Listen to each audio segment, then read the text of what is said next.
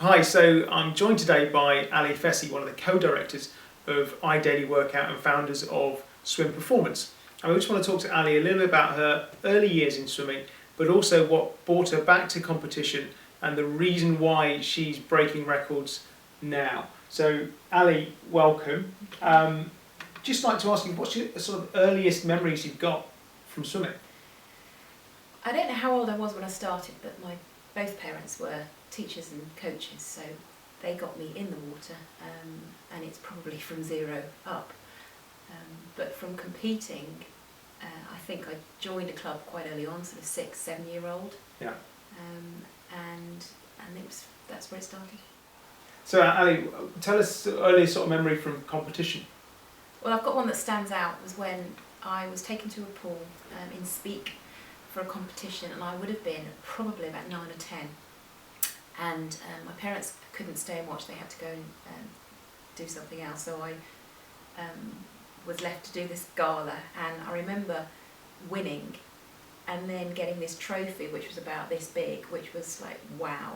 And then the next thing I know, my parents picking me up, and I just pulled this out of my bag, and I was like, "This is what I've done," and that stays with me. That whole feeling. So that's a proper big wow factor. It was a. I love this. I want more. So that was my earliest memory of winning competition. So that was igniting that competitive flame you've got. Yeah.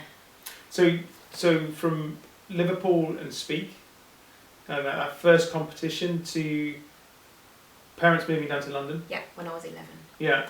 And who were you swimming for then? Well, then I joined Harrow Swimming Club, a very renowned club in the 80s and 90s under Bob Pay. As I remember, it was Don Jervis before that. But special memory. So I was 11 up until I went to university at 20. So I was at that club then. Okay, so when you're down in London, what's your sort of, so you mentioned a sort of big wow moment from when you're up in Liverpool. What's the sort of big wow moment when you were down in London? Probably when I made the A squad. I was quite late developer, to be honest. I was probably 15 before I really made it in a way to make the A squad. But I won Middlesex counties, and that was when I did 60.4. I think was my best for 100 free at the time, and it was a big jump. I think I dropped about 4 seconds, so it was a massive PB.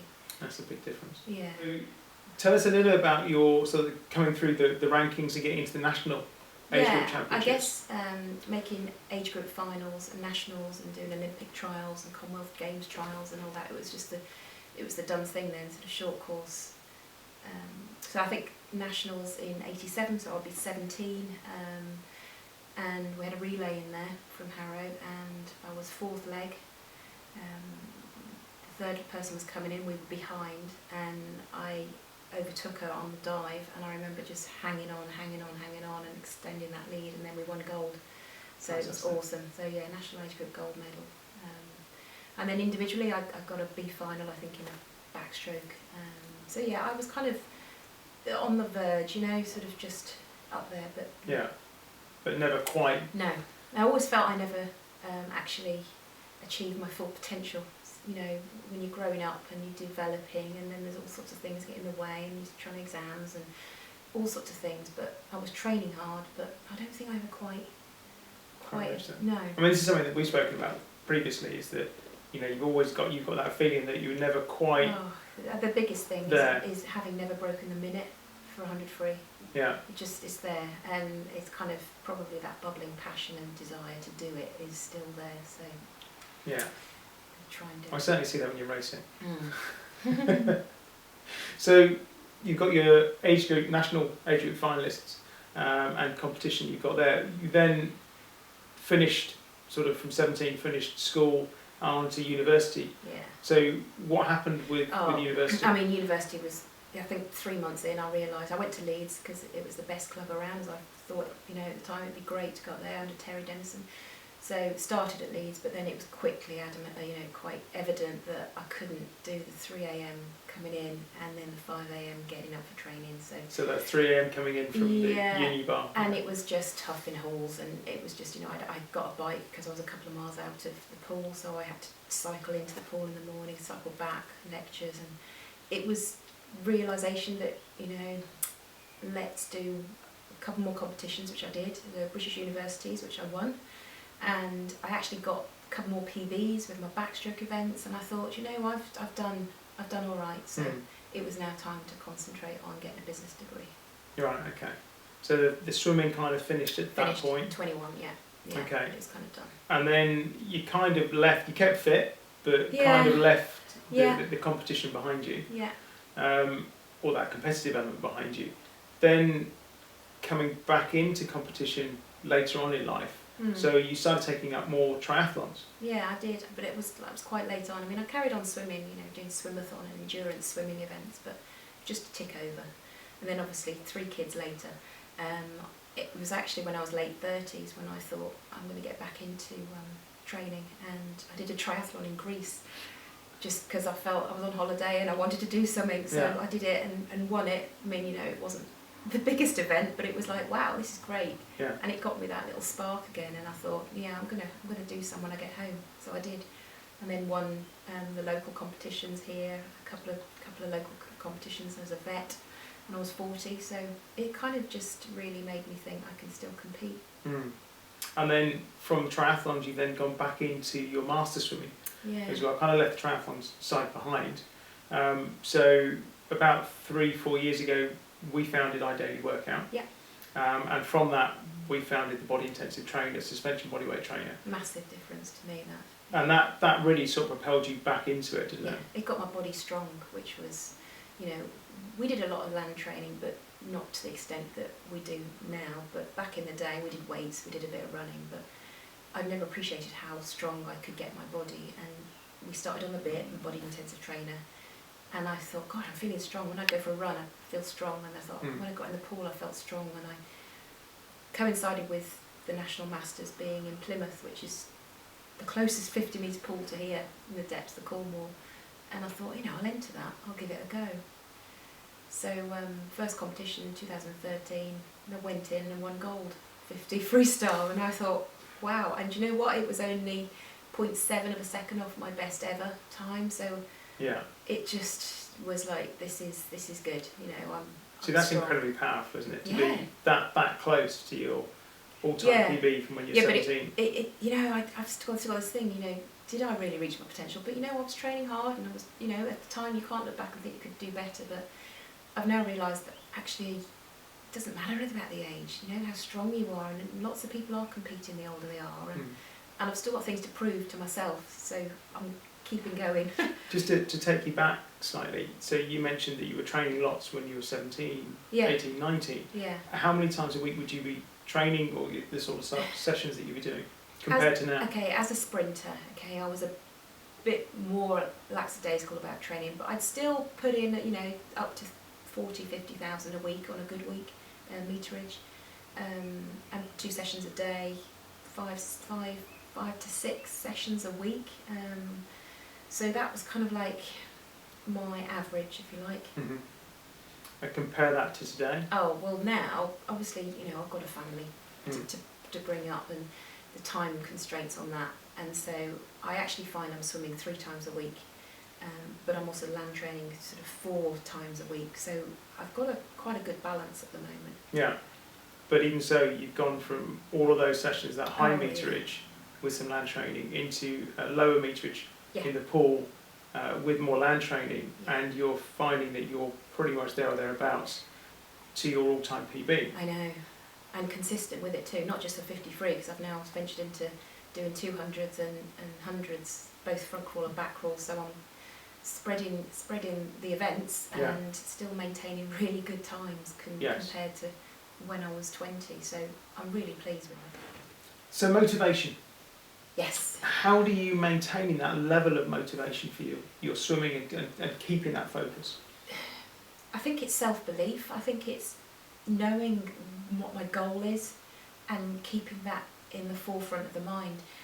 The aspects, there's 2 massive aspects actually that swim performance helps with, and its mindset is a massive one.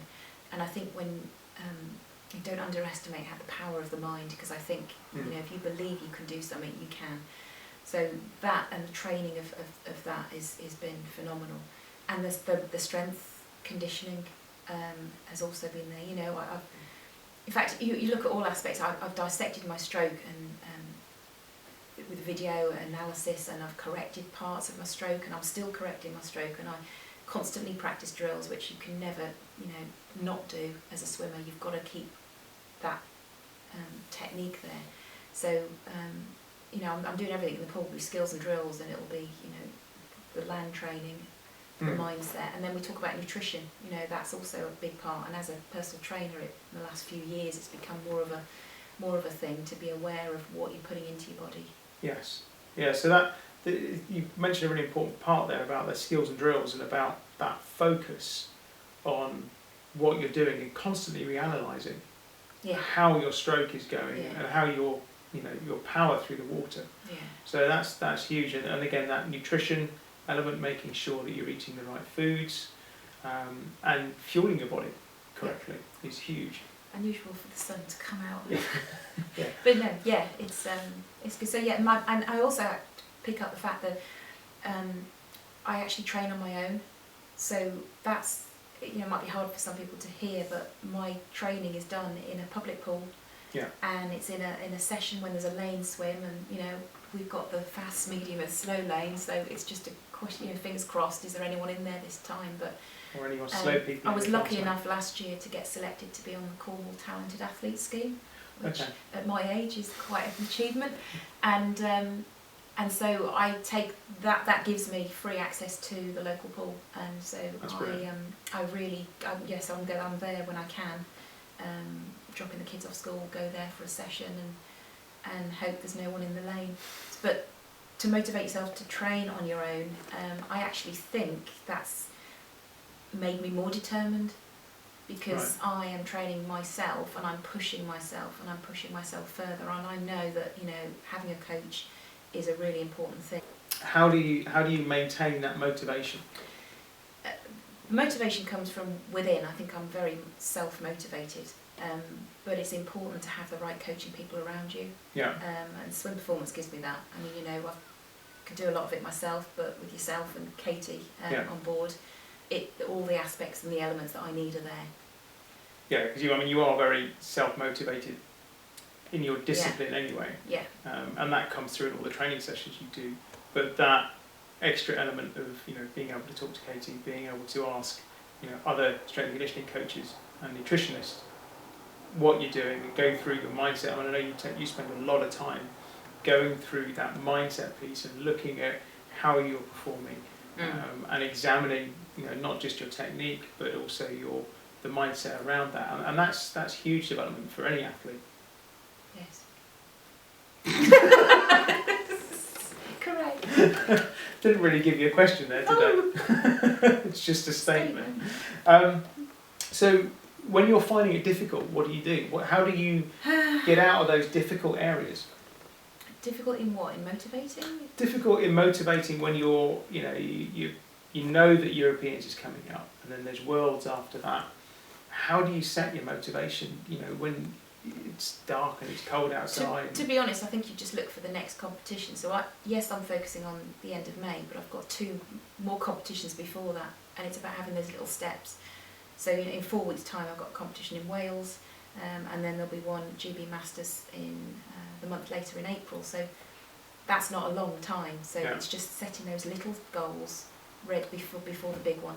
Yeah, I mean that's super important advice, isn't it? To be able to have those small goals that are relatively close by, that are going to see you through to those bigger, longer term goals. And I think when you talk about goals as well, when you go to competition, I think it's important to we talk about the 3 levels of, you choose a time that you'd be happy with, choose a time that would be close to your PB, and then which you'd be ecstatic, and then wow, unbelievable time, which matches or betters your PB. Yeah. So so you've got some different idea of what your target is for that meet. Not just I want to go and beat my PB, because you can't do it all the time. No. But it's about having the right things in place to prepare you. Yes, and that mindset set for this is a really good time. Yeah. This is a great time. This is an exceptional time. So it's all that has become apparent in the last year. It's kind of what I'm working on.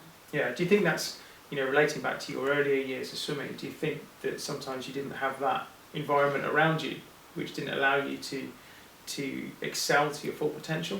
Do you know, I don't know. It could be being a 17, 18-year-old, and I don't know. I really don't know. But I wish I had this head on that 17-year-old, 18-year-old, which I reckon would have made a big difference. Yeah. Ali, thank you for spending the time going through this today. Thank you, Rob.